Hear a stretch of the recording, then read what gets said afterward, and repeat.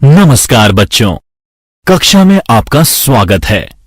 इस अध्याय में हम input device, output device, computer memory और कंप्यूटर के वर्गीकरण के बारे में जानेंगे। अब हम एक एक करके एक कंप्यूटर सिस्टम के सभी घटकों के बारे में जानेंगे। इनपुट डिवाइस के साथ शुरुआत करते हैं।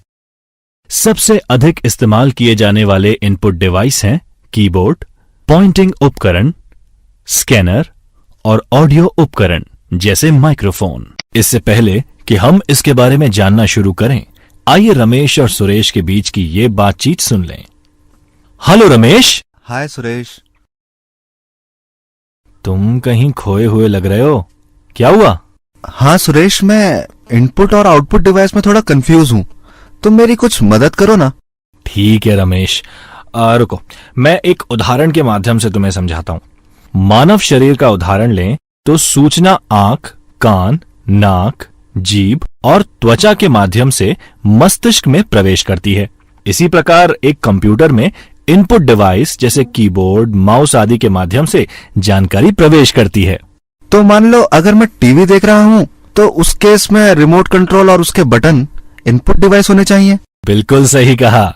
इसके अलावा मॉनिटर और स्पीकर आउटपुट डिवाइस हैं, जिसके माध्यम से हम एक कंप्यूटर या टीवी से जानकारी प्राप्त कर सकते हैं। प्रिंटर भी एक आउटपुट डिवाइस है, क्योंकि ये आपको प्रिंट आउटपुट देता है।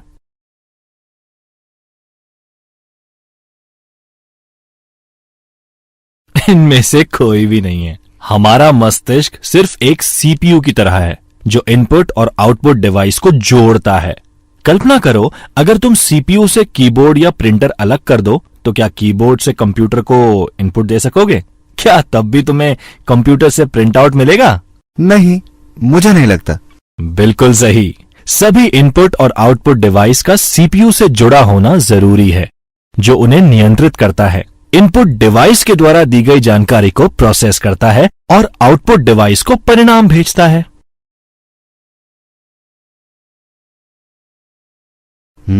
अब चीजें काफी समझ में आई हैं। शुक्रिया दोस्त। आइए अब कीबोर्ड के बारे में जानते हैं। कीबोर्ड सबसे अधिक इस्तेमाल किए जाने वाला इनपुट डिवाइस है। ये एक टाइपराइटर जैसा उपकरण है, जो अक्षर, अंक और कमांड टाइप करने के लिए प्रयोग में लिया जाता है। इसमें स्विच की एक मैट्रिक्स यानी एक स्विच में कुंजी होती है। प्रत्येक दबाई गई कुंजी सीपीयू को एक डिजिटल कोड भेजती है, जो ये पता करता है कि कौन सी की दबाई गई है। कंप्यूटर डिजिटल कोड को डिकोड कर दबाई गई कुंजी का निर्धारण करते हैं। अब हम कीबोर्ड लेआउट के बारे में सीखते हैं। आप अलग अलग कीज के बारे में जानने के साथ साथ इसे अपने कंप्यूटर पर दबाकर प्रत्येक की के वास्तविक कार्य को समझ सकते हैं और देख सकते हैं कि वह की दबाने पर कंप्यूटर में क्या होता है। कीबोर्ड मूल रूप से एक पारंपरिक टाइपराइटर के साथ एक नंबर पैड और कुछ विशेष कीज का समूह होता है, जैसे एरो की, F1 से F12 तक फंक्शन कीज इत्यादि। नेविगेशन कीज जो कि कीबोर्ड पर स्थित होती हैं, ये कर्सर को आसपास स्क्रीन पर स्थानांतरित करने के लिए प्रयोग की जाती हैं। इनमें 4 arrow keys, page up, page down, home और एंड शामिल हैं। इसके अलावा फंक्शन कीज भी होती हैं, जो एप्लीकेशन के अनुसार विभिन्न कार्यों के लिए शॉर्टकट होती हैं। F1 की सामान्यतः हेल्प के लिए एक स्टैंडर्ड शॉर्टकट है, जो सभी एप्लीकेशंस में लगभग यही कार्य करता है। कीबोर्ड में सामान्यतः 12 फंक्शन कीज होती हैं। विंडोज की विंडोज ऑपरेटिंग सिस्टम का उपयोग करने वाले कंप्यूटर के कीबोर्ड पर एक कुंजी होती है। इस की पर विंडोज लोगो प्रदर्शित होता है। इस की को कंट्रोल और ऑल्ट के बीच रखा गया है और इस पर क्लिक करने पर विंडोज में स्टार्ट मेन्यू प्रदर्शित हो जाता है। कंट्रोल ऑल्ट की को कॉम्बिनेशन की भी कहा जाता है, क्योंकि इन्हें अन्य कीज के साथ दबाने पर कुछ निश्चित कार्य किए जा सकते हैं। टॉगल की वह की जो 2 अलग अलग इनपुट मोड के बीच इनपुट को टॉगल करता है, उसे टॉगल की कहा जाता है। ये एक लाइट स्विच के समान है, जिससे लाइट को ऑन या ऑफ किया जाता है। सबसे सामान्य टॉगल की में caps lock, num lock, scroll lock और इंसर्ट की सम्मिलित हैं। कैप्स और लोअर केस यानी छोटे अक्षर और अपर केस यानी कैपिटल अक्षर के बीच शब्दों को टॉगल करता है। नमलॉक इनपुट को लेटर और नंबर में टॉगल करता है। अब कीबोर्ड पर उपस्थित कुछ स्पेशल कीज पर एक नजर डालते हैं। विंडोज की से विंडोज में स्टार्ट मेन्यू प्रारंभ होता है। अन्य विशेष कुंजी में shift, caps lock, control, alt, escape, insert, print screen, delete, and, page up और पेज डाउन कीज होती हैं। चलिए अब टाइपिंग और कंप्यूटिंग के लिए एक कीबोर्ड पर हाथ की उंगलियों को कैसे सही पोजीशन किया जाए, ये देखते हैं। चित्र में दिखाई गई पोजीशन के अनुसार आपको हाथ व उंगलियों को कीबोर्ड पर रखना चाहिए। बाएं हाथ की उंगलियां ASDF पर और दाएं हाथ की उंगलियां JKL पर रखी जानी चाहिए। दोनों अंगूठों को स्पेस बार का उपयोग करने के लिए स्पेस बार पर रखा जा सकता है। क्या आप जानते हैं, सुरक्षा उद्देश्यों के लिए कुछ कीबोर्ड्स पर एक फिंगरप्रिंट रीडर होता है, जो आपको कंप्यूटर पर कार्य करने की अनुमति तभी देता है जब आपके फिंगरप्रिंट्स को वह पहचान लेता है। शीर्ष लाइन पर पहले अक्षर QWERTY होते हैं। इनपुट डिवाइस की एक अन्य श्रेणी है पॉइंटिंग डिवाइस, जो एक इनपुट इंटरफेस है, जिसकी मदद से एक उपयोगकर्ता कंप्यूटर में डेटा दर्ज कर सकता है। ग्राफिकल यूजर इंटरफेस यानी GUI माउस या अन्य उपकरण को डेस्कटॉप की सतह पर घुमाकर वे माउस के स्विच एक्टिवेट कर उपयोगकर्ता यानी यूजर को कंप्यूटर को नियंत्रित करने और डेटा उपलब्ध कराने में मदद करता है। पॉइंटिंग डिवाइस के हलचल के संकेत स्क्रीन पर माउस की हलचल या अन्य दृश्य सूचक से मिलता है। पॉइंटिंग डिवाइस के सामान्य कार्यों में पॉइंट क्लिक व ड्रैग ड्रॉप आते हैं। कुछ प्रचलित पॉइंटिंग डिवाइस हैं mouse, track ball, touch pad, track point, graphics tablet, joystick और टच स्क्रीन। पॉइंटिंग डिवाइस एक USB पोर्ट के माध्यम से कंप्यूटर से जुड़े होते हैं।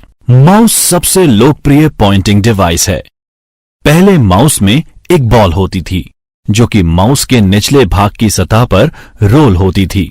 जैसे ही हम माउस को हिलाते हैं, उसमें मौजूद आंतरिक रोलर्स बॉल के मूवमेंट को सेंस करके माउस कॉर्ड यानी माउस केबल के माध्यम से कंप्यूटर को सूचना भेजते हैं। आजकल ऑप्टिकल माउस का प्रचलन है, जिसमें रोलिंग बॉल का उपयोग नहीं किया जाता है, बल्कि इसके स्थान पर एक लाइट और छोटे सेंसर का उपयोग किया जाता है, जो मेज की सतह के एक छोटे से भाग से माउस को मूवमेंट का पता लगाने के लिए इस्तेमाल होता है। यह तार रहित या वायरलेस माउस रेडियो तरंगों के माध्यम से कंप्यूटर के साथ संचार बनाए रखता है। माउस को एक हाथ से संचालित इलेक्ट्रॉनिक डिवाइस भी कहा जा सकता है, जो कि आपके कंप्यूटर स्क्रीन पर कर्सर को नियंत्रित करता है जब आप इसे चारों ओर एक माउस पैड पर घुमाते हैं। माउस में स्क्रॉल व्हील्स भी होते हैं, जो कि GUI के साथ काम करने में सहायक सिद्ध हो सकते हैं। पारंपरिक PC माउस में 2 बटन होते हैं, जबकि मैकिन्टॉश माउस में एक ही बटन होता है। जैसे जैसे हम आगे बढ़ेंगे, आप ऑपरेटिंग सिस्टम पर माउस के वास्तविक उपयोग के बारे में सीखेंगे। टच पैड छोटे, फ्लैट, आयताकार पॉइंटिंग डिवाइस होते हैं, जो दबाव और गति के प्रति संवेदनशील होते हैं। आजकल अधिकांश लैपटॉप कंप्यूटर्स में एक टचपैड पॉइंटिंग डिवाइस होती है। यूजर टचपैड की सतह पर उंगली को फिराकर या फिसलाकर स्क्रीन पर कर्सर को एक जगह से दूसरी जगह मूव करते हैं। Left and right click button pad के नीचे स्थित होते हैं। टचपैड इस्तेमाल करने के लिए माउस की अपेक्षा बहुत कम जगह की जरूरत पड़ती है और इनमें कोई मूविंग भाग भी नहीं होता। Track point. कुछ नोटबुक कंप्यूटर जैसे IBM थिंकपैड में टच पैड के लिए भी जगह नहीं होती। ऐसे में अंदर अक्सर एक ट्रैक पॉइंट होता है, जो कि कीबोर्ड की कीज के बीच समाहित एक छोटी रबर प्रोजेक्शन होती है। ट्रैक पॉइंट एक छोटे जॉयस्टिक की तरह कार्य करता है, जिसे कर्सर की स्थिति को नियंत्रित करने के लिए इस्तेमाल किया जाता है। ट्रैक बॉल भी एक स्थिर पॉइंटिंग डिवाइस की तरह ही होता है, जिसमें बॉल टॉप पर या साइड में स्थित होती है। हम ट्रैकबॉल को रोल करने के लिए उंगलियों का प्रयोग करते हैं और आंतरिक रोलर्स इस मूवमेंट को सेंस करके निर्देशों को कंप्यूटर तक पहुंचाते हैं। ट्रैकबॉल डेस्क पर स्थिर बनी रहती है और इसकी वजह से हमें ट्रैकबॉल का उपयोग करने के लिए बहुत ज्यादा जगह की जरूरत भी नहीं होती। आजकल ऐसे ऑप्टिकल ट्रैकबॉल उपलब्ध हैं जिनमें रोलर्स की जरूरत नहीं होती है और व्हील्स के गंदे होने की भी कोई समस्या नहीं होती। जॉयस्टिक भी पॉइंटिंग डिवाइस है जो अक्सर कंप्यूटर गेम और सिम्युलेटर में इस्तेमाल किया जाता है। जॉयस्टिक्स और खेल नियंत्रकों के विभिन्न प्रकार बाजार में उपलब्ध हैं। Graphics tablet, digitizer, digital drawing tablet, pen tablet, digital art board एक कंप्यूटर इनपुट डिवाइस हैं जो कि एक विशेष कलम की तरह दिखने वाले स्टाइल्स के साथ हाथ से चित्र, एनिमेशन और ग्राफिक्स बनाने के लिए एक उपयोगकर्ता को सक्षम बनाता है।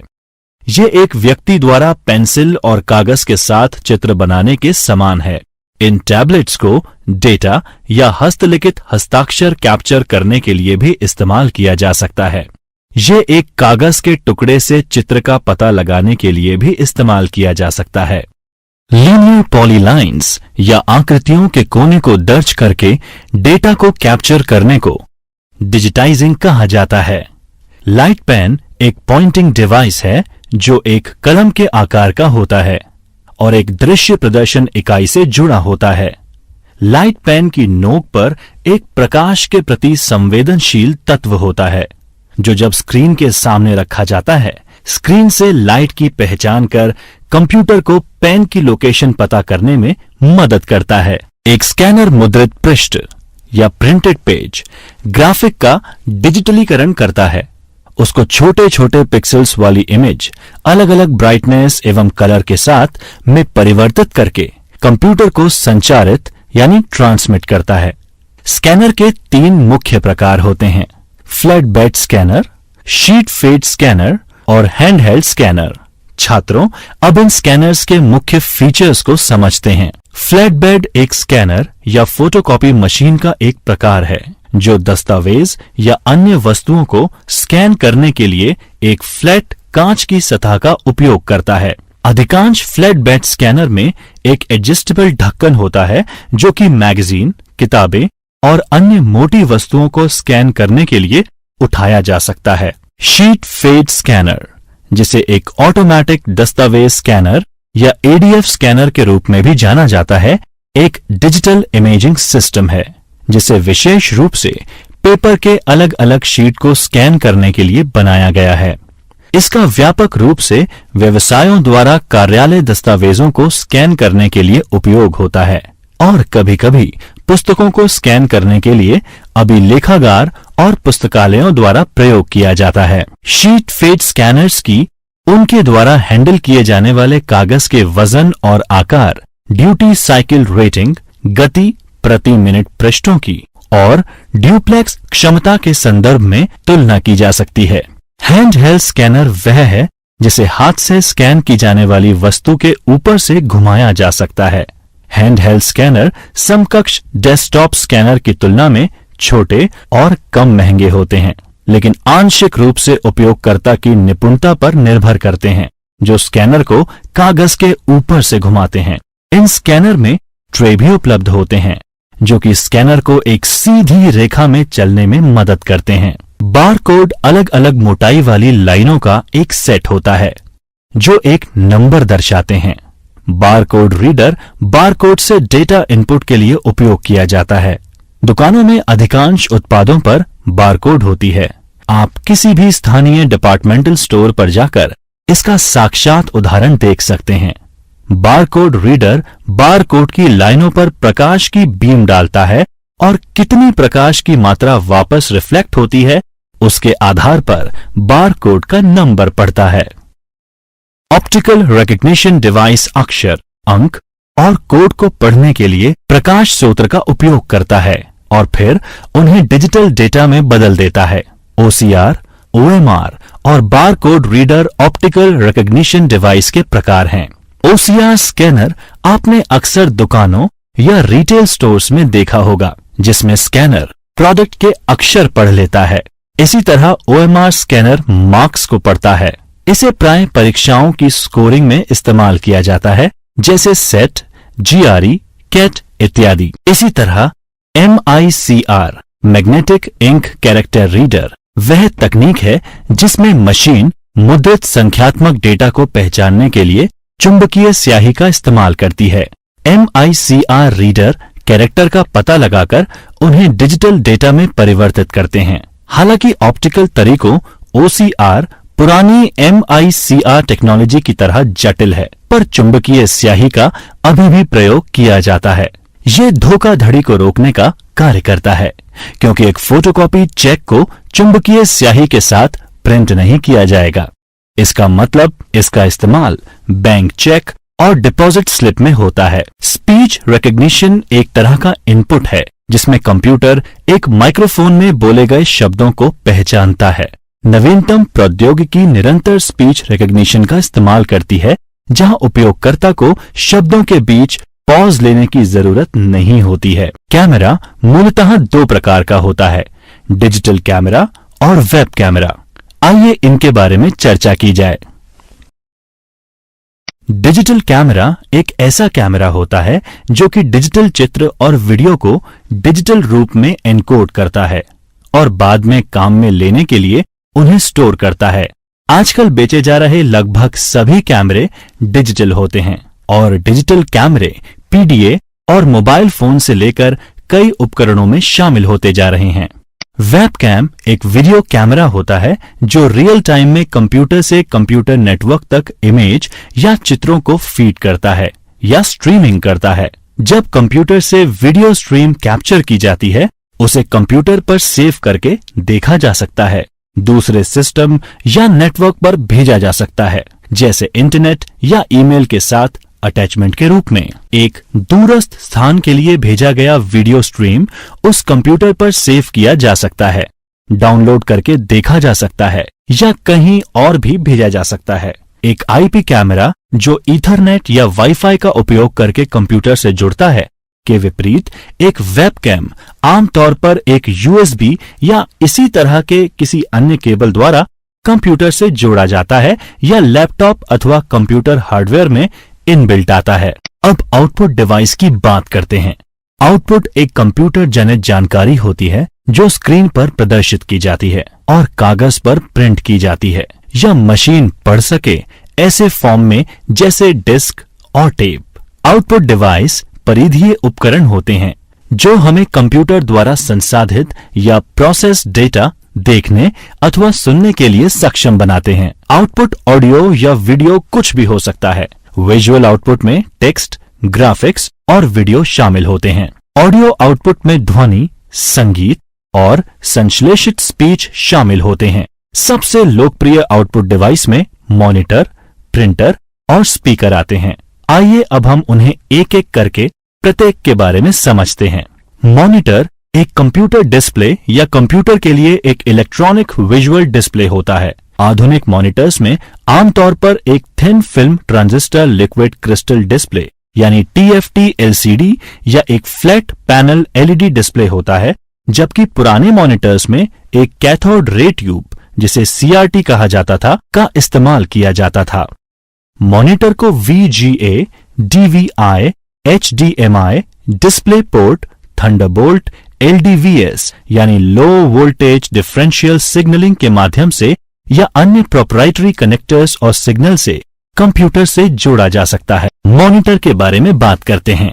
CRT यानी कैथोड रे ट्यूब ऐसे कंप्यूटर मॉनिटर पर या टीवी में एक डिस्प्ले स्क्रीन के रूप में एक वैक्यूम ट्यूब का इस्तेमाल होता है।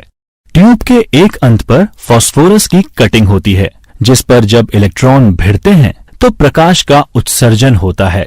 अतीत में CRT कंप्यूटर डिस्प्ले टर्मिनल के लिए एक लोकप्रिय शब्द था। आज मॉनिटर सही शब्द है, क्योंकि कंप्यूटर डिस्प्ले बहुत समय पहले से ही CRT से पलायन कर LCD पैनल पर शिफ्ट हो चुके हैं।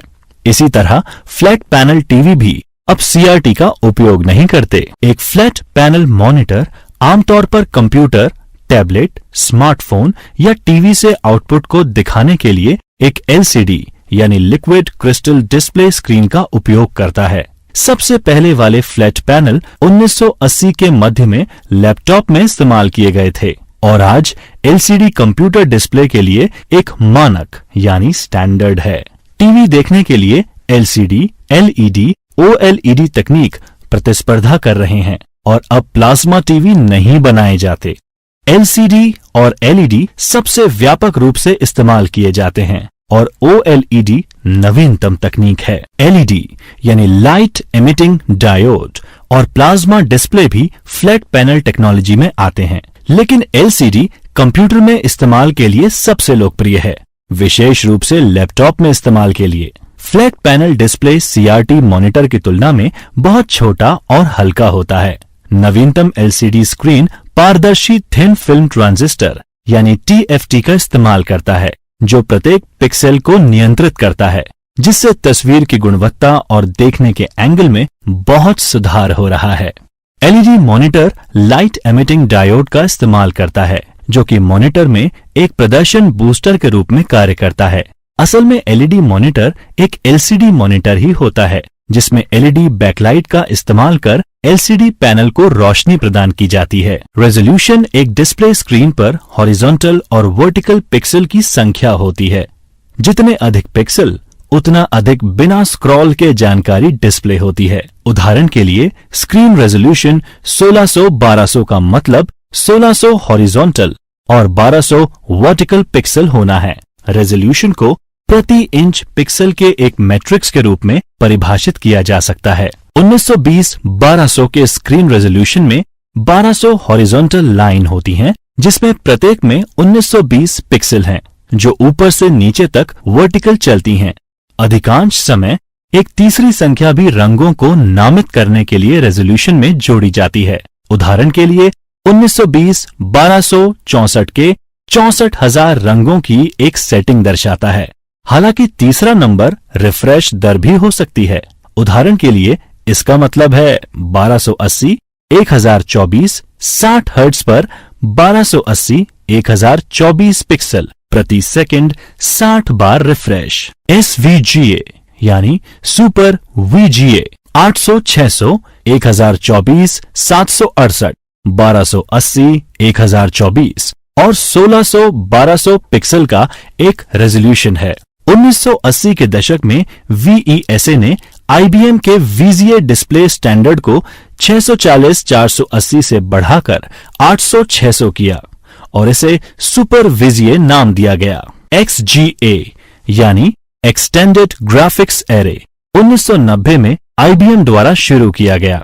1024 768 पिक्सल वाला एक इंटेलेस स्क्रीन रेजोल्यूशन है। 256 रंग को सपोर्ट कर XGA ने VGA के टेक्स्ट मोड को 80 से 132 कॉलम का बनाया। XGA बाद में बिना इंटरलेस के और 64 के रंग के रेजोल्यूशन में सुधारा गया। इन वर्षों में विक्रेताओं ने कई रेजोल्यूशन जोड़े, जो कि पिक्सल की कुल संख्या का अंश या उसके मल्टीपल्स में था। उपयोगी सुझाव: मॉनिटर स्क्रीन को आंख के स्तर से 20 डिग्री नीचे रखा जाना चाहिए। स्क्रीन नियमित रूप से साफ करें और अपनी आंखें हर 5 सेकंड में झपकाएं। प्रिंटर वह डिवाइस है जो कि कंप्यूटर आउटपुट को प्रिंट में परिवर्तित करता है। प्रिंटर एक स्थायी पठनीय प्रारूप में जानकारी देते हैं, जिसे हार्ड कॉपी भी कहा जाता है। आमतौर पर आउटपुट एक कागज पर छपता है। प्रिंटर आउटपुट की गुणवत्ता DPI यानी डॉट्स प्रति इंच के संदर्भ में मापा जाता है। प्रिंटर को मोटे तौर पर इम्पैक्ट और नॉन इम्पैक्ट प्रिंटर में वर्गीकृत किया जा सकता है। इम्पैक्ट प्रिंटर वह प्रिंटर है जो ऐसा प्रिंटिंग तरीका इस्तेमाल करता है जिसमें वह कैरेक्टर की छवि या चित्र को रिबन में और कागज पर स्ट्रोक के माध्यम से प्रिंट करता है। इम्पैक्ट प्रिंटर 2 प्रकार के होते हैं, कैरेक्टर प्रिंटर और लाइन प्रिंटर। सबसे लोकप्रिय उदाहरण डॉट मैट्रिक्स और डेजी व्हील प्रिंटर हैं। कैरेक्टर प्रिंटर आमतौर पर एक समय में एक कैरेक्टर को प्रिंट करते हैं। डॉट मैट्रिक्स प्रिंटर में प्रिंट हेड में छोटे इलेक्ट्रोमैग्नेटिक सक्रिय पिन होते हैं और एक स्याही वाला रिबन होता है जो इम्पैक्ट से छवियों को प्रिंट करता है। यह प्रिंटर काफी शोर करते हैं और अपेक्षाकृत धीमी गति से कार्य करते हैं। ये बड़े बिजनेस कारोबार में इस्तेमाल होते हैं, जहां लगातार 80 कॉलम और 132 कॉलम की स्टेशनरी पर प्रिंटिंग होती रहती है। उदाहरण के लिए 9 pin head draft quality text बनाते हैं, जबकि 24 पिन हेड टाइपराइटर की गुणवत्ता का आउटपुट निकालते हैं। गति 200 से 400 कैरेक्टर प्रति सेकंड यानी सीपीएस तक होती है, जो लगभग 90 से 180 लाइनें प्रति मिनट यानी एलपीएम होता है। दूसरी ओर लाइन मैट्रिक्स प्रिंटर एक समय में एक पूरी लाइन प्रिंट करते हैं।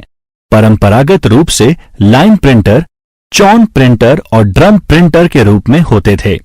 प्रिंटर के ये प्रकार एक प्रिंट हेड का इस्तेमाल करते हैं, जिसमें पिन होती है जो इलेक्ट्रोमैग्नेटिक तंत्र द्वारा प्रिंटर हेड और पेपर के बीच रखे रिबन पर स्ट्राइक करती है, जहां आउटपुट प्रिंट होता है। उनकी गति प्रिंटिंग प्रॉपर्टीज के प्रकार पर निर्भर करती है और प्रति मिनट 200 से 2000 लाइनों तक होती है। प्रिंटर की एक अन्य श्रेणी नॉन इम्पैक्ट प्रिंटर है, जिसमें कागज पर एक रिबन पीटने के बिना ही प्रिंट होता है। लेजर, एलईडी, इंकजेट, ठोस स्याही, थर्मल वैक्स हस्तांतरण और dye sublimation printer non impact printer का उदाहरण है। नॉन इम्पैक्ट प्रिंटर आमतौर पर इम्पैक्ट प्रिंटर से तेज कार्य करते हैं और बहुत कम आवाज करते हैं। लोकप्रिय नॉन इम्पैक्ट प्रिंटर में inkjet printer, laser printer, thermal printer और प्लॉटर हैं। Low end inkjet 3 ink colour cyan, magenta और पीले का उपयोग करते हैं, लेकिन एक काले रंग का कंपोजिट निकालते हैं जो कि अक्सर गंदा होता है। 4 रंग वाले इंकजेट CMYK शुद्ध काले रंग की प्रिंटिंग के लिए काली स्याही का उपयोग करते हैं। घर पर उपयोग के लिए सबसे आम प्रकार का प्रिंटर कलर इंकजेट प्रिंटर है। ये प्रिंटर प्रिंट सिरे से स्याही की छोटी बूंदों का छिड़काव कर पेज की छवि बनाते हैं। प्रिंटर को कलर इमेज प्रिंट करने के लिए स्याही के कई रंगों की जरूरत पड़ती है। ये प्रिंटर अपेक्षाकृत सस्ते होते हैं, लेकिन कंज्यूमेबल वस्तुओं की लागत लंबे समय में संचालन को महंगा बनाता है। आज लगभग सभी इंकजेट प्रिंटर कलर आउटपुट निकाल सकते हैं। एक लेजर प्रिंटर कार्यालय और व्यावसायिक प्रयोजनों के लिए अच्छी गुणवत्ता की छवियां बनाता है। एक फोटो सेंसिटिव मटेरियल द्वारा कोटेड ड्रम को चार्ज किया जाता है और फिर छवि एक लेजर या एलईडी द्वारा इस पर छापी जाती है। उसके बाद ड्रम टोनर के अंदर रोल करता है। टोनर कागज पर जमा किया जाता है और फिर गर्मी से कागज में जोड़ा जाता है।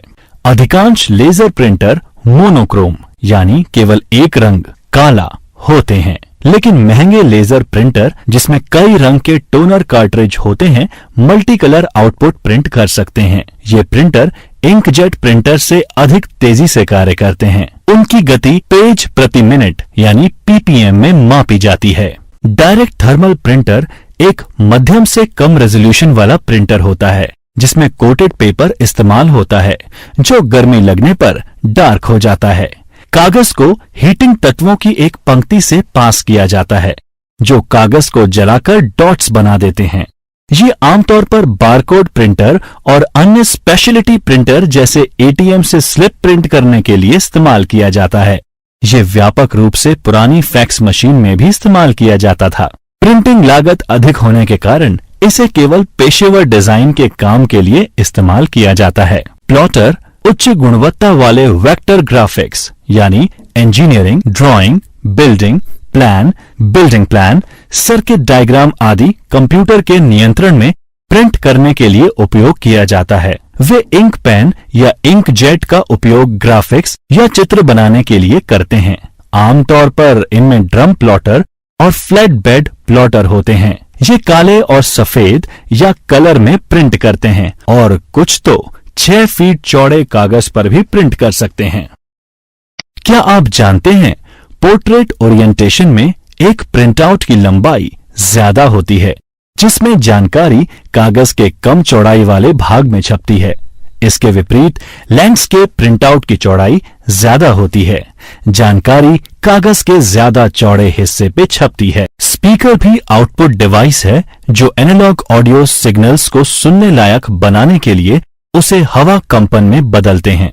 जब CRT मॉनिटर स्टैंडर्ड थे, तब कंप्यूटर के लिए डिजाइन किया गया स्पीकर CRT के चुंबकीय तार के साथ चुंबकीय हस्तक्षेप से बचने के लिए शील्ड किया जाता था। स्पीकर मल्टीमीडिया कंप्यूटर का एक हिस्सा होता है। स्पीकर में एम्पलीफायर होते हैं जो ध्वनि उत्पन्न करने के कंपन करते हैं और ऑडियो आउटपुट देते हैं। प्रोजेक्टर एक उपकरण है जो कि एक सफेद या चांदी के कपड़े या स्क्रीन पर, जैसे दीवार, छत या अन्य स्क्रीन, इस पर कंप्यूटर आउटपुट प्रोजेक्ट करता है। ये व्यापक रूप से शिक्षा और स्लाइड प्रेजेंटेशन के लिए उपयोग किया जाता है। प्रोजेक्टर मुख्य रूप से फिल्में प्रदर्शित करने के लिए तैयार किए गए हैं। लोगों की एक बड़ी संख्या को कंप्यूटर आउटपुट दिखाने के लिए मल्टीमीडिया प्रोजेक्टर का इस्तेमाल किया जाता है।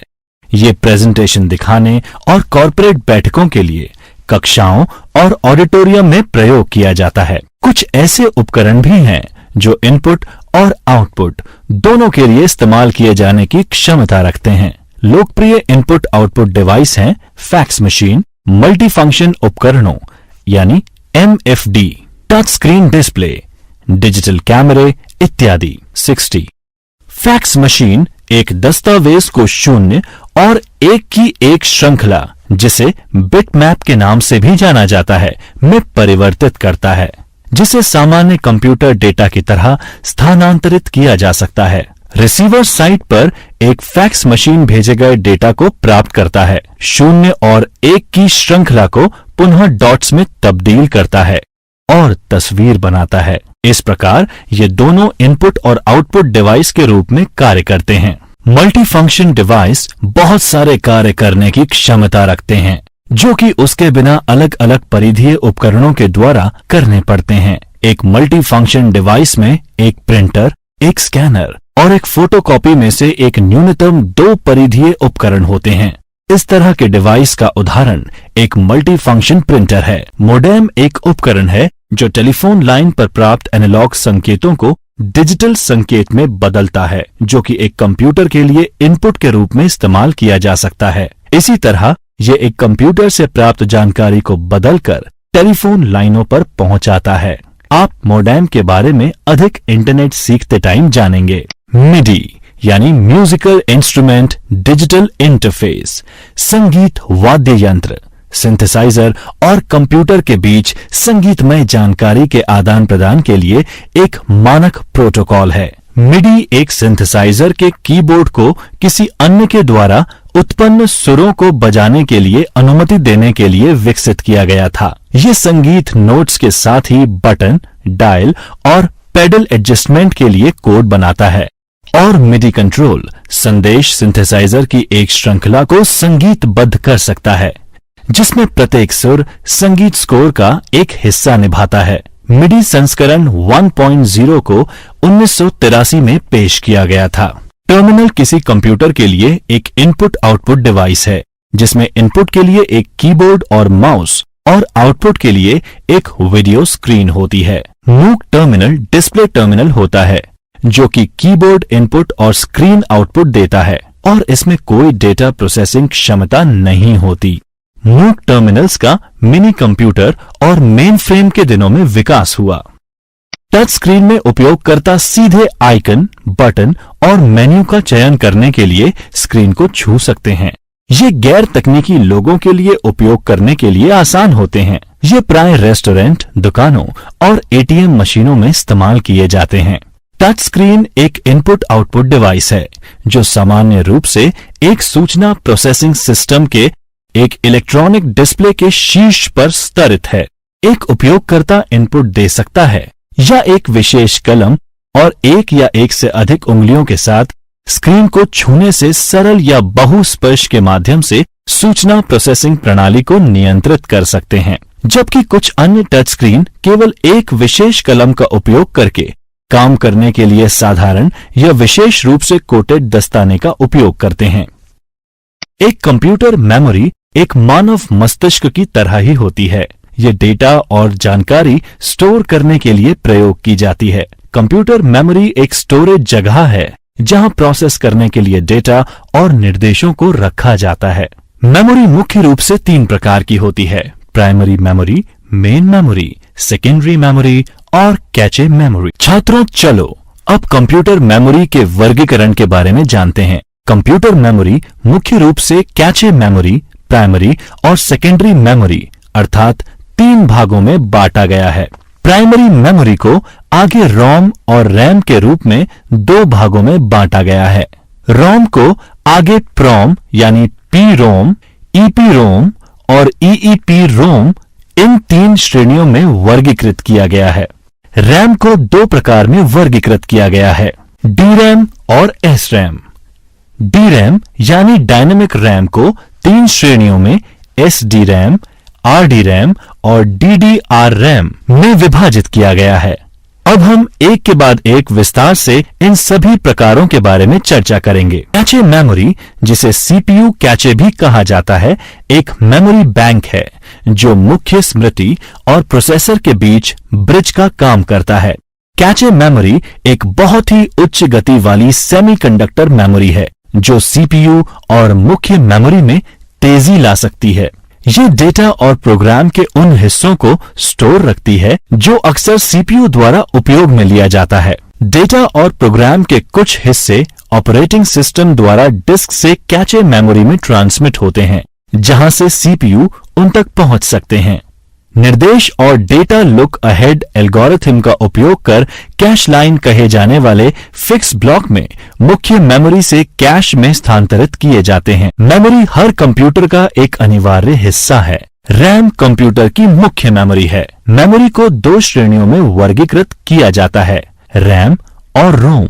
रैम यानी रैंडम एक्सेस मेमोरी किसी भी कंप्यूटर, स्मार्टफोन या टैबलेट की मुख्य मेमोरी है। रैम अस्थायी कार्यक्षेत्र है जहां डेटा प्रोसेस होता है और निर्देशों का पालन होता है। रैम को एक सिंगल बाइट पढ़ने और राइट करने की क्षमता ही रैंडम एक्सेस बनाती है। ये बाइट एड्रेसिबिलिटी स्टोरेज डिवाइस के अनुसार भिन्न हो जाती है, जैसे हार्ड डिस्क और फ्लैश मेमोरी चिप है जो उन सेक्टर्स को भी पढ़ और राइट कर सकते हैं जिसमें मल्टीपल बाइट होते हैं। इसके अलावा रैम को सॉफ्टवेयर के लिए एक अस्थायी जगह के रूप में प्रयोग किया जाता है, जबकि स्टोरेज स्थायी होता है जब तक उपयोगकर्ता द्वारा डिलीट नहीं किया जाता। रैम के प्रकार हैं डायनेमिक रैम यानी डी रैम और स्टैटिक रैम यानी S RAM. Dynamic RAM computer memory का सबसे आम प्रकार है और आज ये सिंक्रोनस डायनेमिक रैम चिप्स के रूप में आम तौर पर उपलब्ध है। अधिकांश वॉलेटाइल मेमोरी डायनेमिक रैम है क्योंकि ये प्रत्येक बिट के लिए केवल एक ट्रांजिस्टर और एक स्टोरेज कैपेसिटर का उपयोग करता है। ये सघन और स्टैटिक रैम, जो कि काफी तेज होता है, की तुलना में कम लागत वाला होता है। डायनेमिक रैम के प्रकार हैं एसडी रैम, आरडी रैम और डीडीआर रैम। एसडी रैम यानी सिंक्रोनस डी रैम के बारे में बात करें तो एक तरह का डायनेमिक रैम मेमोरी चिप है जो कि 1990 के दशक के मध्य के बाद से व्यापक रूप से इस्तेमाल किया गया। एसडी रैम में चिप को 2 सेल ब्लॉक में विभाजित करके और डेटा इंटरलीव कर प्रतीक्षा स्टेट को दूर किया है। जब एक ब्लॉक में ब्लॉक एक्सेस होता है, वहीं दूसरे ब्लॉक में एक बिट एक्सेस के लिए तैयार किया जाता है। डीडीआर यानी डबल डेटा रेट। सन 2000 में डीडीआर एसडी रैम ने क्लॉक साइकिल के बढ़ते और गिरते दोनों किनारों का उपयोग करके डेटा ट्रांसफर रेट को 2 गुना कर दिया। प्रत्येक डीडीआर पीढ़ी का डेटा दर पिछले की तुलना में तेज होता है। DDR4 और DDR1 से 6 गुना तेजी आई है। इसके अलावा कम बिजली की आवश्यकता होती है। मदरबोर्ड में गलत DDR डालने से रोकने के लिए DDR मेमोरी मॉड्यूल अलग अलग तरह से बनाए जाते हैं। RD RAM Rambus D RAM, जिसका उच्चारण RD रैम है, Rambus Inc Los Altos CA Rambus की एक डायनेमिक रैम चिप टेक्नोलॉजी है जिसने सेमीकंडक्टर कंपनियों को जो चिप्स निर्मित करती थीं अपनी मेमोरी डिजाइन के लाइसेंस दिए। 1990 के मध्य में शुरू कर आरडी रैम वीडियो गेम और विंडोज पीसी में इस्तेमाल किया गया और डीडीआर एसडी रैम के साथ इसकी प्रतिस्पर्धा रही। इंटेल आरडी रैम का एक प्रारंभिक चैंपियन था, लेकिन 2001 में सपोर्ट बंद करना शुरू कर दिया। स्टैटिक रैम तेज मेमोरी टेक्नोलॉजी है जिसमें डेटा स्टोर करने के लिए पावर यानी बिजली की आवश्यकता होती है। स्टैटिक रैम यानी SRAM उच्च गति के रजिस्टर, कैचे और अपेक्षाकृत छोटे मेमोरी बैंकों जैसे डिस्प्ले अपडेटर पर फ्रेम बफर के लिए उपयोग किया जाता है। इसके विपरीत एक कंप्यूटर में मुख्य मेमोरी में आमतौर पर डायनेमिक रैम यानी DRAM होती है। स्टैटिक रैम चिप्स में 10 से 30 नैनोसेकंड की रेंज में एक्सेस टाइम होता है, जबकि डायनेमिक रैम में ये आमतौर पर 50 नैनोसेकंड से ज्यादा होता है। रोम रीड ओनली मेमोरी एक मेमोरी चिप है जो कि स्थायी रूप से निर्देश और डेटा स्टोर करते हैं। स्टोर की जाने वाली सामग्री चिप निर्माण की प्रक्रिया के अंतिम चरण में मास्किंग बनाई जाती है और इसे बदला नहीं जा सकता। स्टैंड अलोन रोम चिप्स और माइक्रो कंट्रोलर चिप्स में रोम बैंकों का इस्तेमाल असंख्य एप्लीकेशन के लिए कंट्रोल रूटीन धारण करने के लिए किया जाता है। रोम भी व्यापक रूप से पुराने पीसी में बायोस होल्ड करने के लिए और वीडियो गेम में प्लग इन कार्ट्रिज के लिए इस्तेमाल किया गया। रोम यानी रीड ओनली मेमोरी के प्रकार हैं पीरोम, ईपीरोम और ईईपी रोम। पीरोम यानी प्रोग्रामेबल रोम एक स्थायी मेमोरी चिप है जिसमें कंटेंट चिप निर्माता के बजाय ग्राहक द्वारा बनाया जाता है या प्रोग्राम किया जाता है। ये रोम चिप से अलग है जो निर्माण के समय में बनाई जाती है। पीरोम स्टोरेज के लिए इस्तेमाल होते हैं जब उनके कंटेंट को बदलने की आवश्यकता नहीं होती, लेकिन कई अनुप्रयोगों में ईपीरोम और ईईपीरोम के लिए रास्ता दे दिया गया है जिन्हें पुनः प्रोग्राम किया जा सकता है। ईपीरोम यानी इरेजेबल प्रोग्रामेबल रोम एक रीराइटेबल मेमोरी चिप है जो कि बिना पावर या बिजली अपना कंटेंट स्टोर कर सकती है। ईपीरोम चिप्स को सर्किट बोर्ड पर रखे जाने से पहले एक बाहरी प्रोग्रामिंग डिवाइस पर लिखा जाता है। चिप को एक महंगी चीनी मिट्टी से बने चिप पैकेज की आवश्यकता होती है जिसमें एक छोटी सी क्वार्ट्ज विंडो होती है जो अपारदर्शी चिपचिपे टेप के साथ कवर की जाती है। पुनः प्रोग्रामिंग के लिए चिप को सर्किट बोर्ड से निकाला जाता है, टेप निकाल दिया जाता है और इसे लगभग 20 मिनट के लिए एक अल्ट्रावायलेट यानी यूवी प्रकाश के नीचे रखा जाता है। ईईपी रोम यानी इलेक्ट्रिकली इरेजेबल प्रोग्रामेबल रोम एक रीराइटेबल मेमोरी चिप है जो बिना पावर या बिजली के बिना अपना कंटेंट रखती है। ईईपी रोम राइट स्तर पर बिट या बाइट एड्रेसेबल होते हैं, जिसका मतलब है फिर से डेटा राइट करने से पहले बिट या बाइट को मिटाना जरूरी होता है। फ्लैश मेमोरी में जो ईईपी रोम से विकसित हुआ और वास्तुकला में लगभग समान है, डेटा राइट करने से पहले बाइट के पूरे ब्लॉक को मिटाना होता है। 82B। इसके अलावा ईईपी रोम आमतौर पर निर्देश और डेटा की छोटी मात्रा को स्टोर करने के लिए इस्तेमाल होते हैं, जबकि फ्लैश मेमोरी मॉड्यूल गीगाबाइट में डेटा स्टोर कर सकते हैं। इसीलिए डिजिटल कैमरे के स्टोरेज और हार्ड डिस्क रिप्लेसमेंट में इस्तेमाल किए जाते हैं। जब तक जानबूझकर मिटाया नहीं जाता, स्टोरेज डिजिटल डेटा के लिए स्थायी स्टोरिंग स्थान होता है। स्टोरेज का मतलब वह भंडार है जो बिजली या पावर के बिना अपनी सामग्री या कंटेंट को बरकरार रख सकता है। अब इस डायग्राम पर नजर डालते हैं जो सेकेंडरी स्टोरेज डिवाइस की हायरार्की प्रदर्शित करता है। इस स्टोरेज डिवाइस की क्षमता केबी, एमबी, जीबी या टीबी में मापी जाती है। सेकेंडरी स्टोरेज माध्यमों के विभिन्न प्रकार होते हैं। हार्ड डिस्क के साथ शुरू करते हैं। हार्ड डिस्क प्राथमिक कंप्यूटर स्टोरेज माध्यम है जो एक या एक से अधिक फेरोमैग्नेटिक सामग्री से कोटेड एल्यूमीनियम या कांच थाली से बना होता है। हालांकि हार्ड डिस्क और हार्ड ड्राइव शब्द एक ही अर्थ में इस्तेमाल किए जाते हैं। तकनीकी तौर पर डिस्क ड्राइव के अंदर घूमती है, सभी कंप्यूटर्स में स्टोरेज के लिए एक आंतरिक हार्ड डिस्क होती है और बाहरी हार्ड डिस्क एक यूएसबी, फायरवायर या अतिरिक्त स्टोरेज के लिए eSATA पोर्ट के माध्यम से कंप्यूटर से जोड़े जा सकते हैं। धीरे धीरे लेकिन निश्चित तौर पर हार्ड डिस्क गैर यांत्रिक ड्राइव की जगह लेते जा रहे हैं। सेक्टर डेटा की सबसे छोटी इकाई है जो कि एक स्टोरेज ड्राइव पर और स्टोरेज ड्राइव से लिखा और पढ़ा जाता है। प्रारंभिक हार्ड डिस्क में सेक्टर के आकार 128 और 256 बाइट्स लंबे थे, लेकिन बाद में बढ़कर 512 हो गए। आखिरकार सेक्टरों में 4096 बाइट्स को उन्नत स्वरूप में बढ़ा दिया गया। सेक्टर इंटरलीव सेक्टरों को एक हार्ड डिस्क पर कैसे नंबर किया जाता है उसे कहा जाता है एक निम्न स्तर के फॉर्मेट से बनाया गया सही इंटरलीव ड्राइव की गति से निर्धारित होता है। सीडी यानी कॉम्पैक्ट डिस्क एक ऑप्टिकल डिजिटल ऑडियो डिस्क है जिसमें हाई-फाई स्टीरियो साउंड के 74 मिनट तक शामिल हो सकते हैं। 1983 में अमेरिका में शुरू की गई ये डिस्क एक प्लास्टिक की थाली की तरह होती है जिसमें एक तरफ डेटा राइट किया जा सकता है। इसमें किसी भी क्रम में गानों को बजाया जा सकता है। इसकी भंडारण क्षमता 650 MB से 700 MB तक होती है। सीडी को सीडी, CD-ROM, CDR, CDR-W और लगभग सभी डीवीडी ड्राइव में प्ले किया जा सकता है। कॉम्पैक्ट डिस्क के प्रकार हैं CD-ROM जिसे केवल जानकारी स्टोर करने के लिए इस्तेमाल किया जा सकता है। इनकी गति 48 से 75 तक होती है। CDR इस पर आप केवल एक बार हालांकि कई सत्रों में लिख सकते हैं।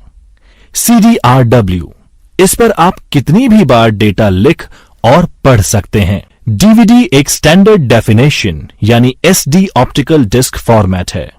1997 में अमेरिका में इसे शुरू किया गया और कंप्यूटर और फिल्म उद्योग द्वारा विकसित किया गया। डिस्क वही एक सीडी के आकार की ही होती है, लेकिन 700 MB की बजाय इसमें 4.7 GB तक डेटा स्टोर किया जा सकता है। सीडी की तरह डीवीडी में भी एक ही तरफ रिकॉर्ड किया जा सकता है। डीवीडी इसे पहले डिजिटल वीडियो डिस्क कहा जाता था, फिर डिजिटल वर्सेटाइल डिस्क और अंत में सिर्फ डीवीडी के नाम से जाना जाने लगा। अभ्यास में डीवीडी निम्न सभी डीवीडी प्रारूपों के लिए संदर्भित होता है। अधिकांश आधुनिक डीवीडी ड्राइव सभी सीडी और डीवीडीज प्रारूपों को पढ़ सकते हैं। डीवीडी रैम को छोड़कर जिसे अपनी खुद की ड्राइव की आवश्यकता होती है, ब्लू-रे डिस्क निकट भविष्य में मौजूदा डीवीडी की जगह लेने वाला है। ये डिस्क भी उच्च घनत्व डेटा स्टोर करने के लिए अतिरिक्त क्षमता के साथ एक लेजर बीम का उपयोग कर रिकॉर्डिंग करते हैं। ये 50 GB से 500 GB तक डेटा स्टोर करने की क्षमता रखते हैं। डीवीडी के प्रकार DVD-ROM यानी digital versatile disc read only memory. ये एक ऑप्टिकल डिस्क है जो 4.7 से 17 GB तक स्टोर कर सकते हैं। ये मूल रूप से फिल्म उद्योग के लिए विकसित किए गए थे। DVD-R इस पर केवल एक बार डेटा लिखा जा सकता है और उसके बाद लंबे समय तक पढ़ने के रूप में काम में लिया जा सकता है। DVD-RW इस पर कई बार डेटा लिखा जा सकता है। अब स्टोरेज मीडिया की फॉर्मेटिंग के बारे में बात करते हैं। फॉर्मेटिंग सभी डिस्क को डेटा में लिखे जाने से पहले फॉर्मेट किया जाना चाहिए। फॉर्मेटिंग का मतलब डिस्क को ट्रैक और सेक्टरों में विभाजित और अंकन करना है।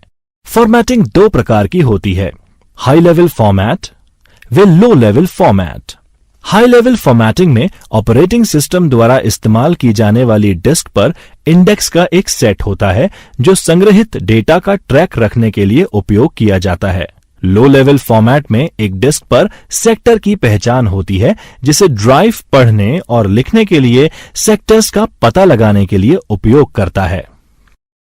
क्या आप जानते हैं स्टोरेज मीडिया की क्षमता उनके द्वारा होल्ड की जा सकने वाली बाइट की संख्या के आधार पर मापी जाती है। इन स्टोरेज डिवाइस की क्षमता केबी, एमबी, जीबी या टीबी में मापी जाती है। पेन ड्राइव एक सॉलिड स्टेट स्टोरेज मॉड्यूल है जो कि कंप्यूटर के यूएसबी पोर्ट में प्लग होता है। फ्लैश मेमोरी चिप का इस्तेमाल कर जो 1 टेराबाइट तक डेटा स्टोर कर सकता है। सॉलिड स्टेट यूएसबी ड्राइव एक हार्ड डिस्क का अनुकरण करता है। USB ड्राइव बैकअप के लिए तथा एक मशीन से दूसरे मशीन में डेटा ट्रांसफर करने के लिए बेहद लोकप्रिय हैं। ये एक ऑपरेटिंग सिस्टम भी रख सकते हैं जिसका कंप्यूटर बूट करने के लिए इस्तेमाल किया जा सकता है। उनकी बढ़ती भंडारण क्षमता से ज्यादातर CD और DVD अब अप्रचलित होने लगे हैं। स्मार्ट मीडिया कार्ड एक क्रेडिट कार्ड या ID कार्ड है जिसमें एक चिप शामिल होता है। जब एक कार्ड रीडर यानी कॉन्टैक्ट कार्ड में इसे डाला जाता है, यह कॉन्टैक्ट लेस कार्ड रीडर के कुछ इंच दायरे में रखा जाता है। डेटा एक केंद्रीय कंप्यूटर पर स्थानांतरित कर दिया जाता है। इसे एक चिप कार्ड भी कहा जाता है।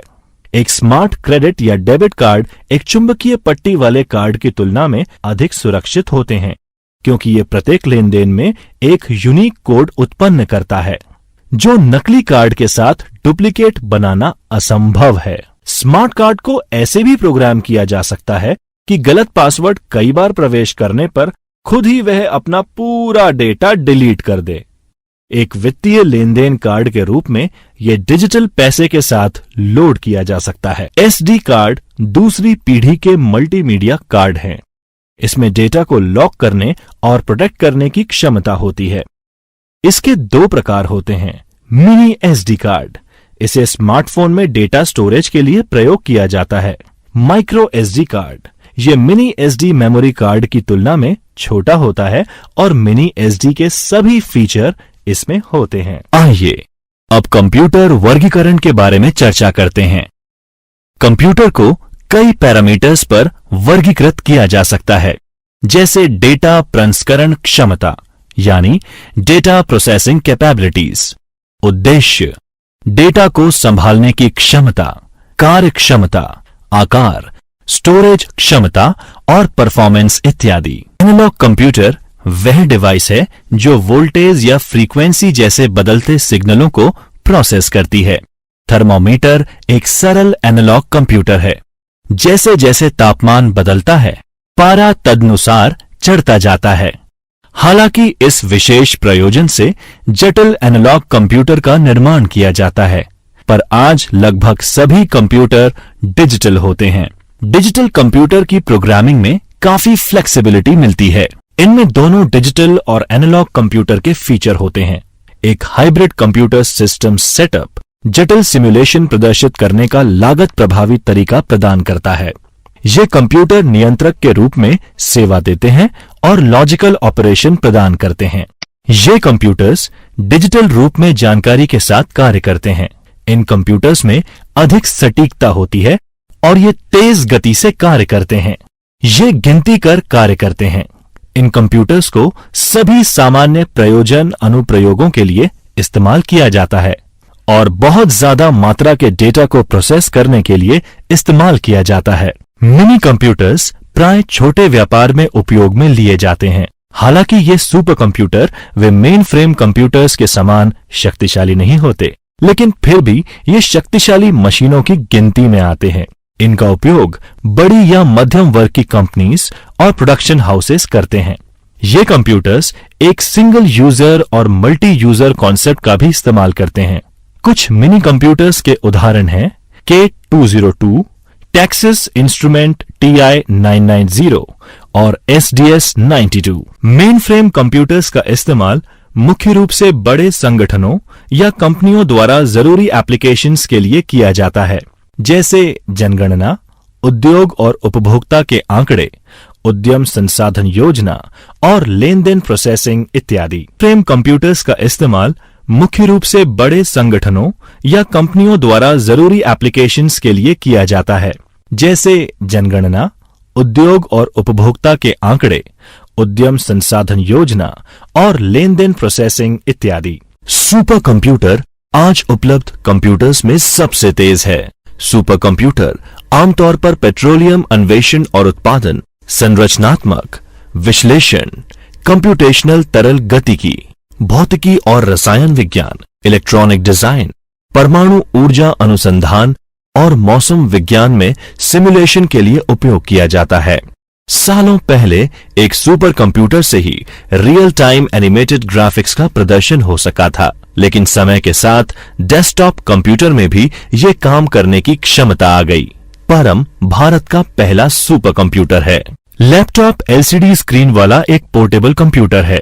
ये मोबाइल कामकाज के लिए बैटरी का इस्तेमाल करता है, वे चार्ज और डेस्कटॉप उपयोग के लिए एसी पावर का उपयोग करता है।